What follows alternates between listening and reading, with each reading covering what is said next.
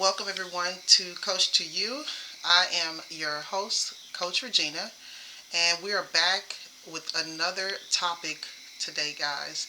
Actually, it's going to be the topic from our last segment, which was talking about trauma. And so this essentially is going to be part two of that video. So we're just going to jump right in. I'll give my disclaimer that I am not a licensed healthcare profession. The information I give on my channel is solely for informational purposes. Though I am a student of psychology, if you have any type of health or medical conditions, you must consult a licensed healthcare physician.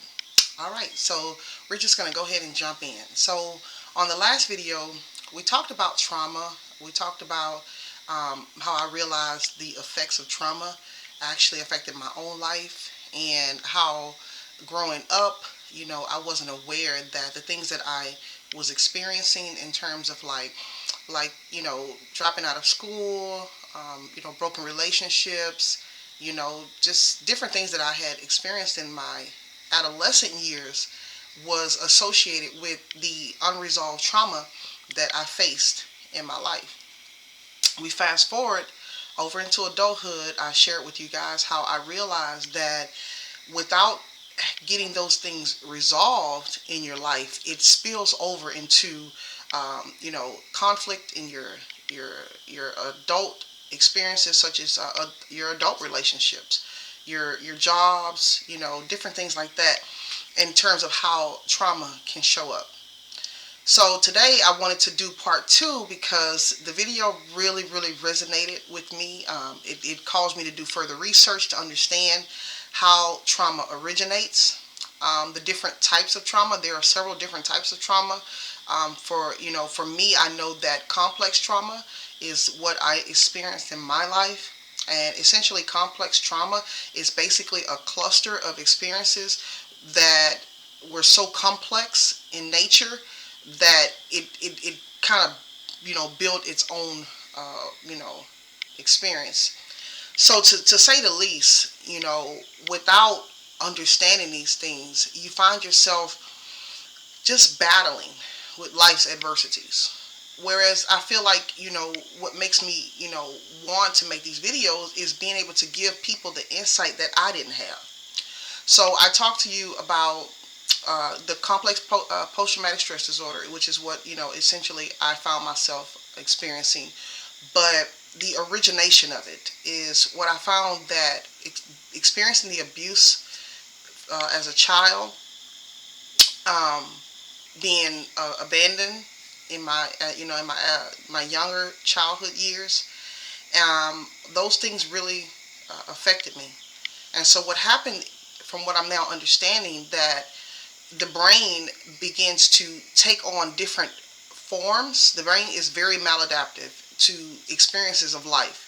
And so when you experience trauma, the brain has to readjust and reorganize itself. And so I can understand now that my brain actually, or your brain, or anyone that you know who may have experienced trauma or some type of, difficulty in their life where it just really affected your overall physiological state. Okay? So the brain begins to readapt itself based off of the experience of the trauma. And so it finds other ways to cope. Some of it could be, taking yourself out from being around other people from time to time. Some of it, you begin to indulge in risky behaviors. Some other things is where you just go into bouts of depression and so forth. And so what I realized is that experiencing the trauma, I didn't learn effective coping skills. And we'll talk about that here later. So risky behaviors, violent outbursts, emotional dysregulation is another issue of complex trauma as well, where you just have an issue with regulating your emotions, whereas something that may occur where it could be something as simple as your lights get cut off or something like that. Someone may take it as nothing. You get on the phone, call a light company, but for you it can trigger something in someone. If you as a child you went through where your lights were cut off, or your family experienced having to move all the time due to financial difficulties, it can actually trigger something in you. And so what we don't we don't know is that without learning effective coping mechanisms to handle these type of stressors in life, they become overwhelming, and then it begins to really affect your physiological makeup. So you develop temperaments, and so these temperaments are associated with your personality, and in that you just people can pretty much pinpoint how you're going to respond or react to any given situation because your personality has become so uh, predictable based off of the trauma that you've experienced. They know that any given moment, you could be going through different hardships or adversities, you're going to check out. And they probably won't hear from you for a few months. And this becomes a norm, a pattern of behavior that you learned growing up in life. But what if there's a better way? What if there's a better way that essentially trauma did not teach us? There's healthier ways, and that's what we're going to talk about today. So in part two of this, just really getting into the parts of understanding that your childhood experiences don't have to define you indefinitely. And you can actually reframe them by taking the information from the trauma and telling yourself a different story. Whereas before you may have had, the story surrounding abandonment, where nobody wanted you or nobody wanted to be your friend, or you wasn't loved, or whatever the case may be. You know that a lot of those thoughts and those things that we tell ourselves are not true. And so the brain needs to be able to receive new information in order to build new neuronal pathways in order for you to have a different experience and outlook on life. So that's where cognitive behavioral therapy comes in at. Mindfulness techniques. I practice meditation myself along with the other things I mentioned. And I read a lot. I do a lot of reading, a lot of research, and a lot of studying. And what I've come to realize is that the more information you give the brain to form new neural pathways, the brain essentially will look for opportunities within that your sphere of influence to give you different outcomes in life. So whereas you're constantly going through relationship issues because of the trauma of, feeling abandoned or feeling rejected, when you build new neural pathways such as affirmation, that's another thing I do, where you're affirming, I am worthy. I love myself. I value love and respect.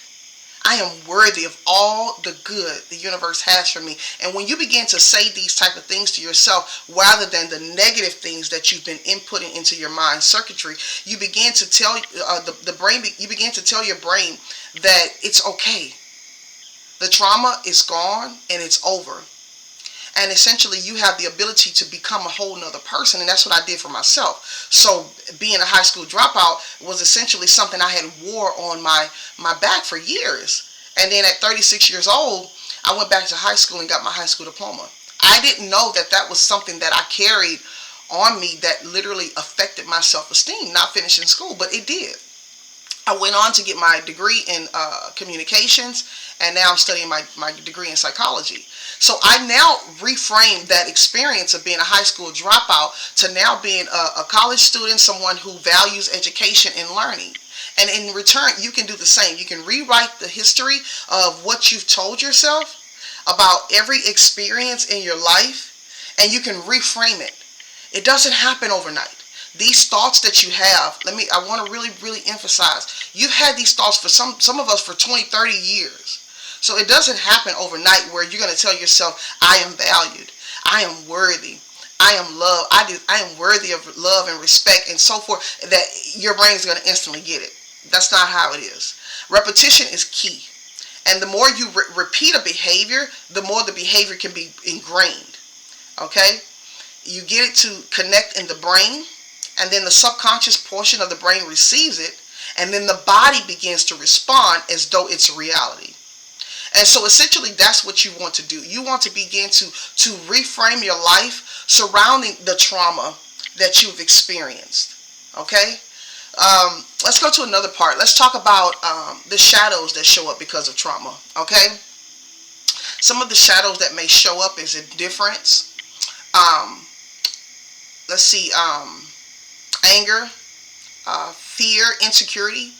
Oh my God, there are different shadows that can show up in your life, and these shadows essentially are a part of what the ego uses to create altars for your personality. Because what trauma does is trauma strips you from who you really are inside. You begin to lose bits and pieces of yourself. And so what happens is your ego has to create these altars in order to function in everyday life. So where you may show up at a business meeting, or you may show up at your parents' house or whatever, they know you generally, right? But if you're showing up at a business meeting, these people may have only encountered you maybe a few times, so they don't know the you that is associated with trauma. So what happens is the ego it takes those shadows, and it creates altars so that you can function in everyday life. So where you may become this very resilient person, or this person that is very opinionated and outspoken. Some people can actually create other altars where they become angry, demanding, demeaning, and controlling. All these are associated with loss of identity. When you lose who you are because of the trauma and you don't heal from those parts, the brain takes on these different formations, and it has to essentially function for us in these areas. Now you add these with the way the body responds to it. You can lead to things such as disease, obesity, cancer shows up in the body. All these things. I'm telling you these things from experience. I told you I'm not a licensed healthcare professional. I'm telling you from experience, where I've seen anger and repressed emotions in different things like that show up in people, and then when you talk to them. Being in ministry for over 20 years, when you talk to them, you get to the root cause, you realize they never forgave the person who hurt them. I know for me, I walked around with anger and bitterness for so long in my life that it was like I had this need to control everything in my life. That was my brain essentially taking the shadows and creating an altar to deal with the effects of the trauma I suffered and the abuse. I put up a wall that essentially said I was abused, I was hurt, no one's going to ever control or use me again. And that's what happens in our life. And so we put on these facades, and we put on these things that don't fully belong to us, and then you add these with the societal conditions, and you find out you really don't know who you are. Over and over again, you find yourself experiencing the same difficulties, the same adversities, the same, life's experiences, and then you begin to start asking yourself, when is it over? When is it enough? Ever so often, you come to this place where you say, you know what? I know that at times I can be brave, and I know that at times I can be, this good-spirited, good-hearted person. And then there's the times where I feel like life is just beating up me, and I don't want to deal with the calamities anymore. And then you check out. When do you get to that part where you realize enough is enough? And the stories that we've been telling ourselves surrounding the trauma has to end.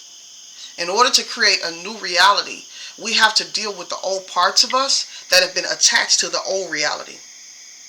It's not going to go away altogether.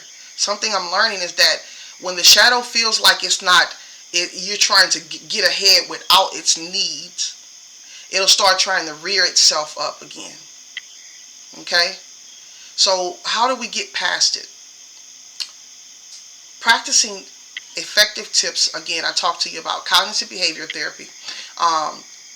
For me, I talked about the emotional dysregulation. One of the things is learning to breathe. The central nervous system is crucial in being able to regulate our sympathetic nervous system, the fight or flight response, and how we handle these difficulties. So when we have trauma inside of us and we're interacting with people on a day-to-day basis, we may be coming from trauma. You'll find yourself, your heart starts racing. You feel anxious around these people. You feel like, like they're trying to get over on you or doing things like that. That is not always the case. Your body is just conditioned to deal with the fear that you're not okay. I'll say it again. Your body is just conditioned to deal with the fear that you're not okay. And the end goal is to basically give your body new information. Like I mentioned, is putting new information in your mind. In return, it'll build new neural pathways, and then in return, your body will begin to pick it up, and then you'll be able to send the signals to your body that you're safe, and that in that safety, you can begin to find aspects of your true self and live authentically. So now let's talk about the techniques that I mentioned earlier for coping with trauma and complex post-traumatic stress disorder. I mentioned that there are several different types of trauma, but I wanted to highlight this one because I'm familiar with it. My information comes from my own experiences and also the extensive research that I do as well. So being able to cope with it is one, identifying that you have these struggles. And let's just be real. That's not the norm. We live in a society where it's not cool to talk about mental health, where, again, I talked to you earlier about people putting on facades. Social media makes it so easy for you to become anybody you want, and in that you lose other aspects of yourself, because now you're dealing with the trauma of not ever discovering yourself, and then you add that with societal expectations, and then you're still lost. When does it end? So acknowledging the aspects of trauma is crucial. Being able to say, to yourself, I acknowledge the parts of myself as a child that were hurt, abused, and abandoned.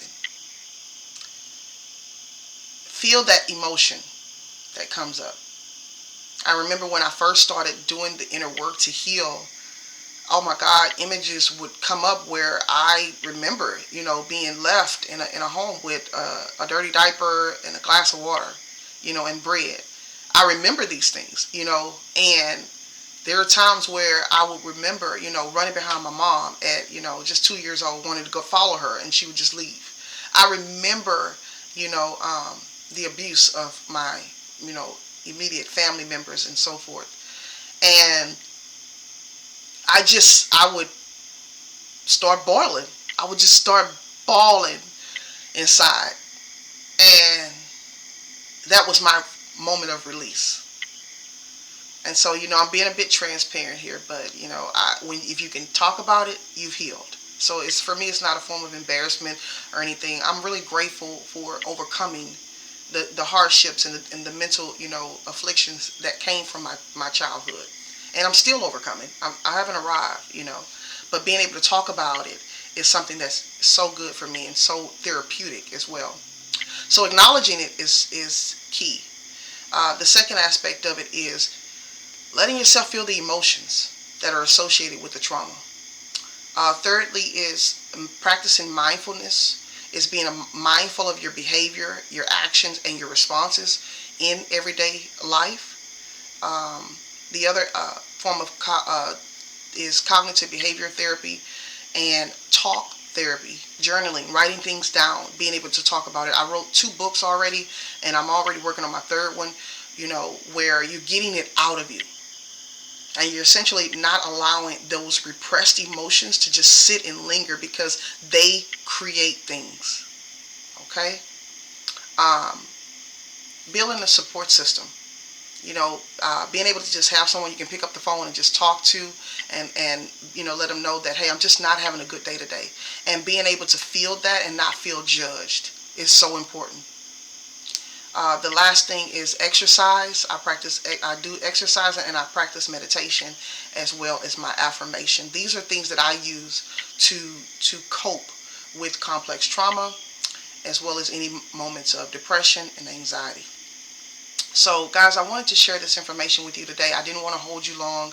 My videos are generally about 15 minutes. I did do at least 20 minutes for you guys, because I really wanted to touch on those important parts, as well as the transparency of my own life and my experiences and my research with trauma and how it affects our everyday life.